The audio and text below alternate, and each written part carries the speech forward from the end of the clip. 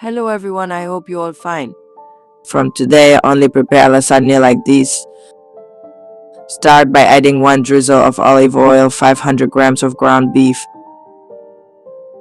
Add 1 teaspoon of salt, 1 generous pinch of black pepper, 1 pinch of oregano. Add 500 grams of tomato sauce. In another skillet, add 2 tablespoons of unsalted butter. Add 2 tablespoons of wheat flour. Gradually pour in 1 liter of milk. Season with 1.5 teaspoons of salt, 1 pinch of black pepper, 1 pinch of nutmeg.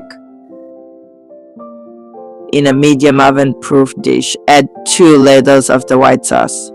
Add 2 packets of instant noodles cut in half. Pour in half of the red sauce, 150 grams of grated mozzarella cheese. Top it with the white sauce. Add 2 more packets of instant noodles, the rest of the red sauce. Sprinkle another 150 grams of grated mozzarella cheese. Take to a preheated oven and that recipe is ready. You may now serve and enjoy it. Thank you for sharing this recipe. See you.